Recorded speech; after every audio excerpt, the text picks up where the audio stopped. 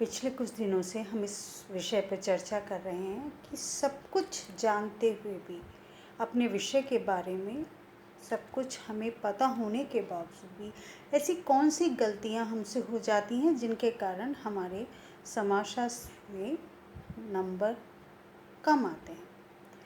हमने पिछली कुछ कक्षा लगभग 2 या 3 कक्षाओं में सबसे महत्वपूर्ण बिंदु जिसे उठाया था वो ये था कि हम संस्कृतिकरण को संस्कृति समझने की भूल कर लेते हैं और यही कारण है कि हमें बहुत सारे अंकों का कई बार नुकसान देखना पड़ता है।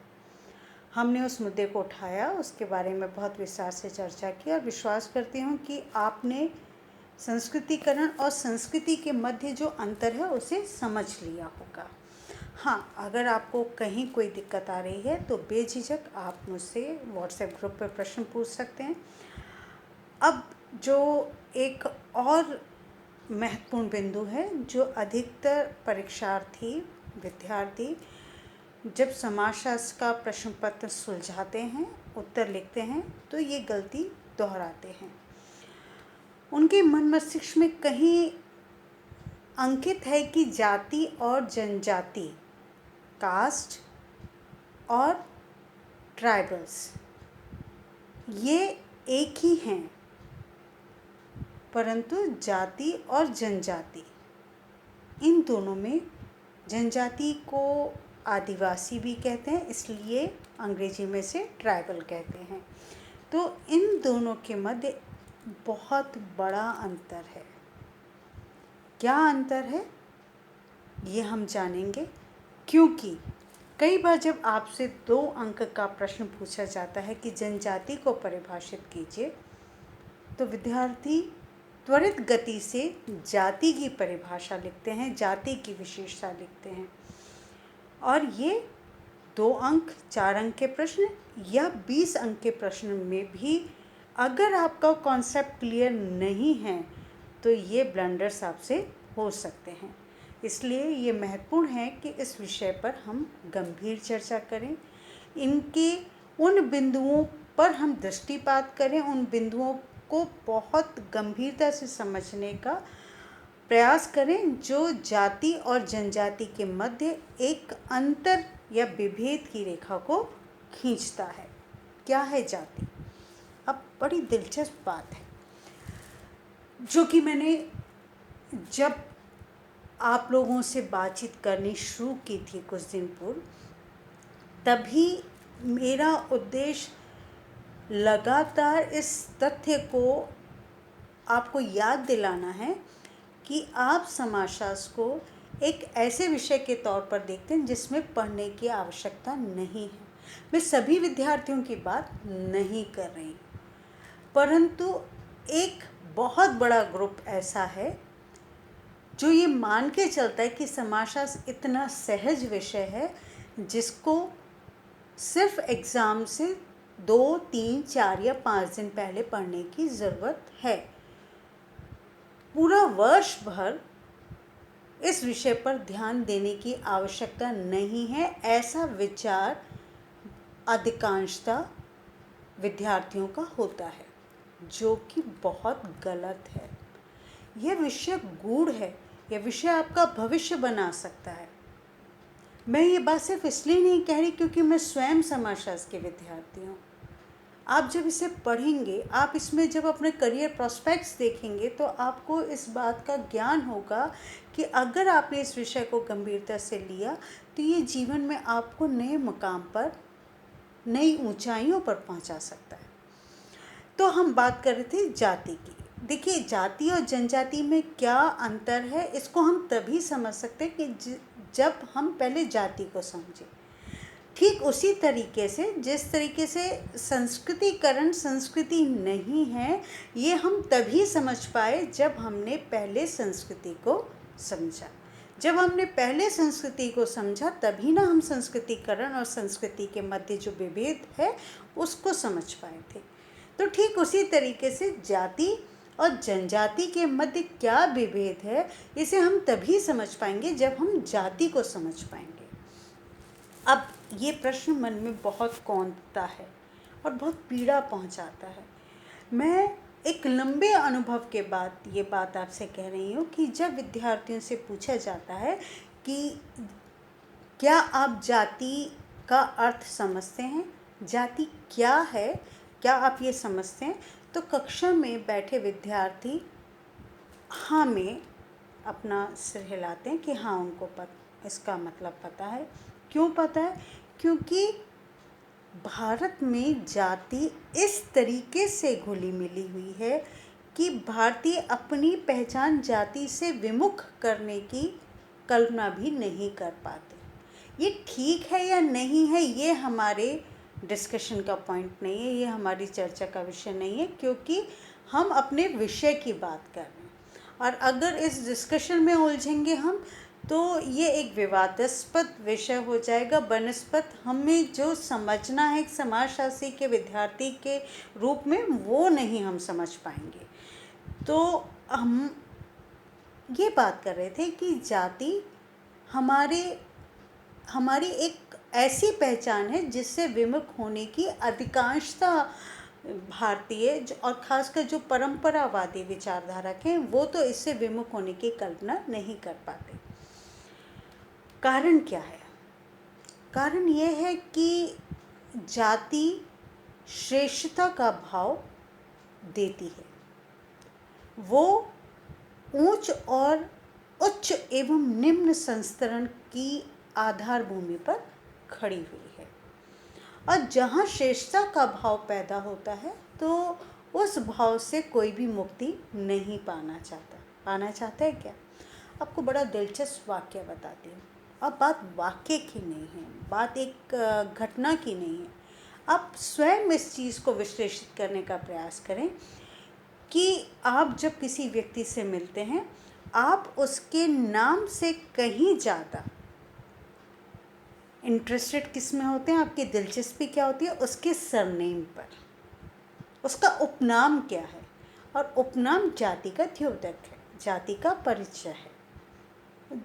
उस उपनाम से ही आप अंदाज़ा लगाते हैं इसकी ये जाति हो सकती है। यहाँ तक कि किसी आपदा में भी फंसे हुए, मैं एक ऐसा जो मैंने आपको बताया कि उदाहरण की बात बताती हूँ कि मेरे एक परिचित हॉस्पिटल में एडमिट थे और उनके बगल वाले बेड पर एक व्यक्ति लेटा हुआ था। दोनों घायल अवस्था में थे, लेकिन उस अवस्था में भी उसने पूछा, भाई तुम्हें क्या हुआ, ये हुआ वो हुआ, कौन जात हो तुम? कहने का तात्पर्य आप समझ रहे हैं कि ऐसी अवस्था में भी व्यक्ति जाति का भाव नहीं भूल पाया। तो और अगर आप ये सोच रहे हैं कि ये जाति तो गांव में है, जाति की जो आज भी जो स्ट्रॉन्ग फीलिंग है वो ग्रामीण अंचलों में अधिक है और शहरों में कम है, तो अब गलत है। जाति का जो परंपरावादी रूप है, जो संकुचित रूप और पीड़ादायक रूप भी मैं कहना चाहूँगी, जो ग्रामीण अंचलों में है उतना ही वो शहरी अंचलों में भी है, उतना ही पढ़े लिखे लोगों के बीच में भी है। तो शिक्षित अशिक्षित की सभी पैरामीटर्स को तोड़ते हुए जाति आज भी भारत में व्याप्त है। यद्यपि उसके रूप में परिवर्तन हुआ है, इसमें कहीं दो राय नहीं है। किस रूप में परिवर्तन हुआ है इस विषय पर हम फिर कभी चर्चा करेंगे। आज हमारा जो एरिया ऑफ इंटरेस्ट है वो ये जानना है कि जाति और जनजाति में क्या अंतर है। ठीक है, तो जाति क्या है इसकी परिभाषा जानना बहुत अधिक ज़रूरी है। तो सबसे पहले हम जाति की परिभाषा की जब हम बात करते हैं तो प्रसिद्ध समाजशास्त्री में मजुमदार एवं मदन, उन्होंने जाति को परिभाषित करते हुए कहा था कि जाति एक बंद वर्ग है, a caste is a closed class. अब यहाँ दो शब्द हैं जिनको लेके फिर कंफ्यूजन क्रिएट होगा, कास्ट और क्लास। ये दो शब्द हैं जहाँ विद्यार्थी फिर उलझ जाते हैं। क्या जाति वर्ग है? नहीं। तो वर्ग क्या है? देखिए, जाति और वर्ग में भी अंतर आपको पता होना चाहिए, तभी आप जाति को बेहतर तरीके से समझ पाएंगे। जाति किस तरीके से आपको समझाऊं कि आपको समझने में बहुत सहजता हो।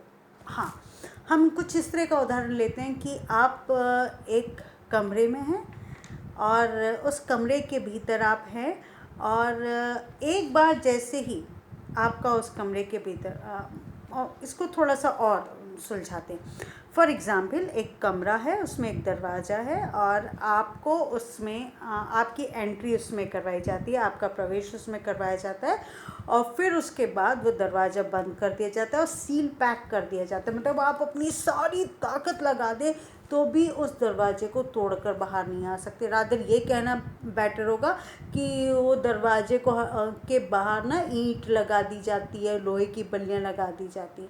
अब जब तक आप जीवित हैं तब तक आपको उस कमरे में कैद रहना। ये तो हुई जाति, अर्थात जहाँ जिस जाति में आपने जन्म लिया तो जीवन पर्यंत वही जाति आपकी पहचान, आपका वजूद बनकर रहेगी। वही दूसरी ओर वर्ग क्या है कि आपने, फिर वही एक रूम का एग्जाम्पल लेते हैं कि आपने एक कमरे में एंट्री ली और ठीक वैसे ही दरवाज़ा है, लेकिन आपकी जब इच्छा हुई वो दरवाज़ा सील नहीं किया गया, उसको पैक नहीं किया गया, वहाँ कोई दीवार नहीं खड़ी की गई, दरवाज़ा बहुत सहज है, खुला हुआ है। आपकी जब इच्छा हुई आप उस दरवाजे से बाहर निकले। अब इच्छा क्या हुई? आपके परिश्रम, आपकी दृढ़ इच्छा शक्ति से आप उस दरवाजे से बाहर निकल सकते हैं। और ये भी संभव है कि आपने परिश्रम नहीं किया, आपने उस जो कक्ष है उससे बाहर निकलने का प्रयास नहीं किया, तो आप जीवन पर्यंत उस कक्ष में रह सकते हैं। फॉर एग्ज़ाम्पल, अगर आपने एक निम्न वर्ग में जन्म लिया है, निम्न वर्ग का, यहाँ वर्ग का जो मूल भाव, जो मूल आधार जोड़ा रहता है वो अर्थ से जोड़ा रहता है, धन से जोड़ा रहता है। तो अगर आपने लोअर क्लास, मैं कास्ट की बात नहीं कर रही हूँ, है ना, लोअर क्लास में जन्म लिया और यहाँ लोअर क्लास का मूल भाव धन से है, आर्थिक संपदा से है। अब वो एक रूम में ही आपने प्रवेश लिया है, परंतु उसका दरवाज़ा खुला हुआ है और आपने बहुत अथक प्रयास किए, आपने अपनी शिक्षा दीक्षा पे ध्यान दिया, आपने कॉम्पिटिटिव एग्ज़ाम्स फाइट किए, आपने किसी पोजीशन को हासिल किया, तो आपके लिए वो दरवाज़ा खुल जाएगा और आप उस दरवाजे से बाहर निकलकर एक ऐसे रूम में प्रवेश करेंगे जो मिडिल क्लास का होगा। फिर आपने और अधिक प्रयास किए तो वो दरवाज़ा फिर खुल जाएगा और आप एक ऐसे रूम में प्रवेश करेंगे जो अपर क्लास का होगा। ठीक है, यहाँ पर भी स्ट्रैटिफिकेशन, स्ट्रैटा बने हुए हैं, संस्करण हैं, नीचे का, ऊपर का और उससे ऊपर का, ठीक कास्ट सिस्टम की तरह से। लेकिन कास्ट सिस्टम का मैंने जो उदाहरण दिया कि वो कक्ष है जिसमें एक बार प्रवेश करने के बाद आप बाहर नहीं निकल सकते।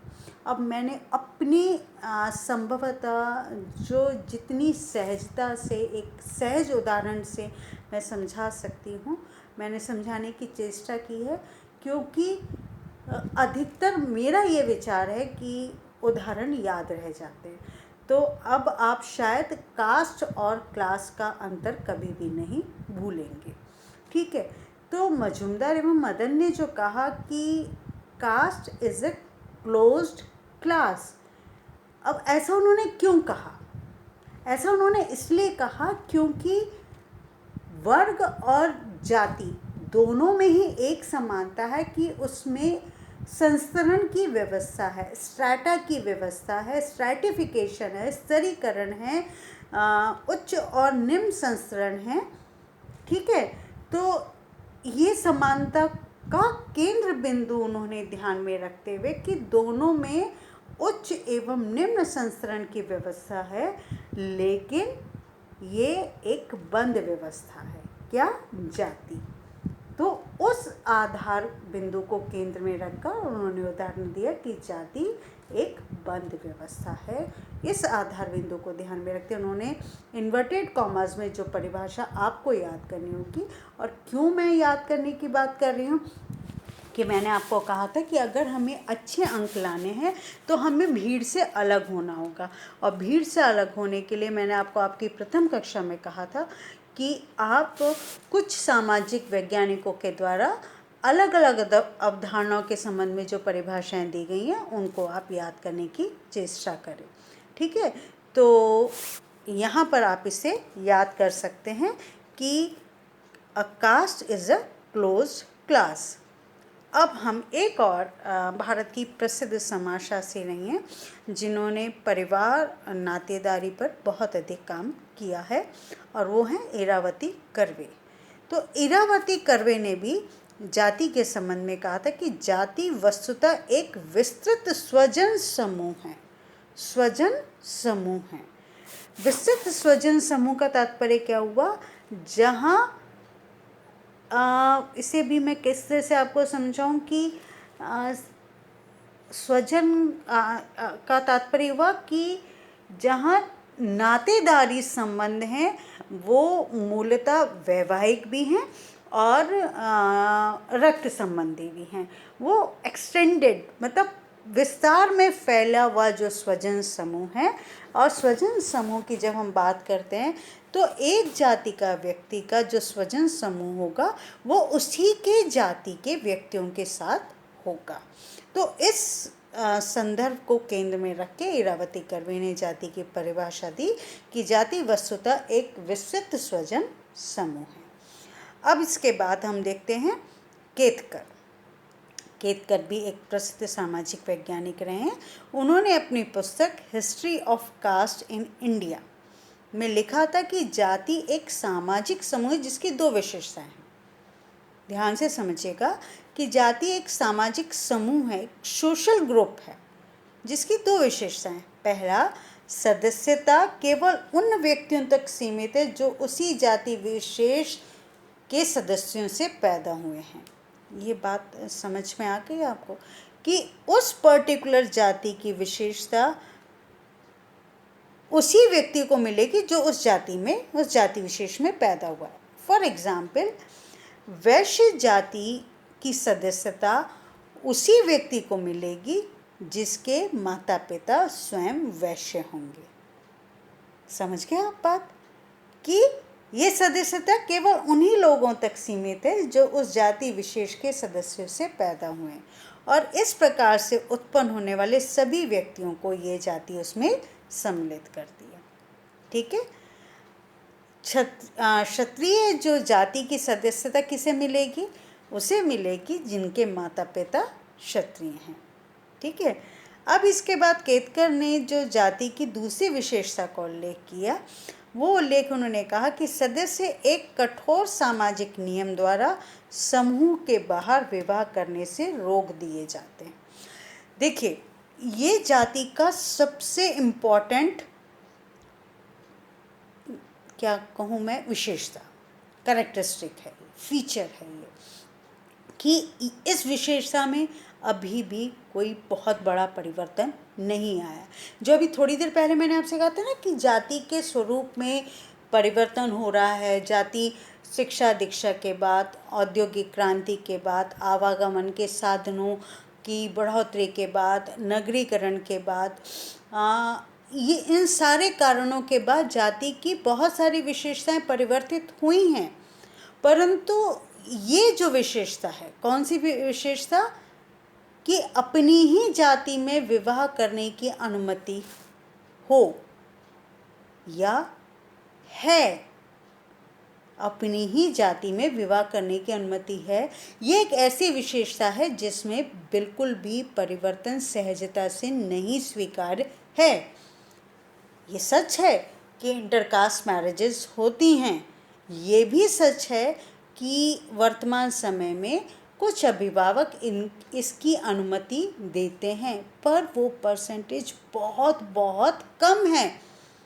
तो अगर हम जाति की किसी एक विशेषता की बात बहुत दृढ़ता के साथ करते हैं कि जो अभी भी परिवर्तित नहीं हो रही है वो यही विशेषता है कि आज भी बाह्य जाति में विवाह की अनुमति नहीं दी जाती। ठीक है, तो हमने जाति की विशेषताओं को जाना। अब क्योंकि हमें ये समझना होगा कि जाति क्या है और जाति की किन विशेषताओं को हम ये मान के चल रहे हैं कि वो परिवर्तित सहजता के साथ नहीं हो पा रही हैं। ये देखिए, मैंने पिछली कक्षा में भी कहा था कि एक पंथ दो काज। हमें समझना तो उन गलतियों का है, उन गलतियों के बारे में है जो हमसे भूलवश हो जाती हैं, परंतु उससे हमें अंकों का बहुत नुकसान होता है। और पहली गलती जिसके विषय में हमने 3 कक्षाओं में बात की थी, संस्कृतिकरण और संस्कृति को एक समझ लेना। उसी तरीके से जाति और जनजाति को एक समझने की भूल भी हमारे प्राप्तांक हैं, जो हमारे अंक हैं, उनको बहुत कम कर देती है। तो इस विषय पर हम चर्चा कर रहे हैं और इस अंतर को समझने के लिए पहले हम जाति को समझेंगे, फिर हम जनजाति को समझेंगे। तो हम स्वाभाविक तौर पर इस अंतर को समझ पाएंगे कि हमसे भूल कहाँ होती है। कल की कक्षा में हम जाति के बारे में और विस्तार से जानेंगे। हम जानेंगे कि जाति व्यवस्था में जिन्होंने बहुत गूढ़ अध्ययन किया था, बहुत गहराई से अध्ययन किया था और जिन्हें फादर ऑफ सोशियोलॉजी, देखिए फादर ऑफ सोशियोलॉजी तो ऑगस्ट कॉम्ट को माना जाता है, परंतु भारत में जो समाजशास्त्र के संस्थापक के तौर पर जाने जाते हैं, जीएस घुरिये, उन्होंने जाति के संबंध में एक विस्तृत चर्चा की है। तो उन्होंने जाति की किन विशेषताओं की बात की और एन.के. दत्ता ने जाति की किन विशेषताओं की बात की, ये जाने बगैर हमारे लिए जाति को समझना, जिस स्वरूप में हमें उसे समझना चाहिए, हम नहीं समझ पाएंगे। सिर्फ परिभाषाओं को समझने या रटने से जाति हमें उस गहराई से समझ में नहीं आ पाएगी जो एक समाजशास्त्र के विद्यार्थी से अपेक्षित है। मैं आशा करती हूँ कि आपने एक जो मूल भाव है जाति का वो आज की कक्षा में समझा है। आने वाली 1 या 2 कक्षाओं में हम जाति के बारे में और थोड़ा सा समझने की कोशिश करेंगे, उसके बाद हम जनजाति के बारे में जानेंगे। ठीक इसी प्रकार से हम अपने सिलसिले को कायम रखते हुए और ऐसे कौन से अवधारणाएं हैं जिनको हम एक समझ लेते हैं, उनके बारे में भी आने वाली कक्षाओं में हम एक लंबी चर्चा करेंगे। आशा करती हूँ आज जो कुछ भी आपने मुझसे सुना उसका आप चिंतन और मनन करेंगे, और अगर आपको किंचित भी कहीं कोई ऐसी बात है जो समझ में नहीं आई हो, आप बेझिझक मुझसे पूछ सकते हैं। कल की कक्षा में हम फिर मिलेंगे, तब तक के लिए बहुत बहुत धन्यवाद। Thank you so much.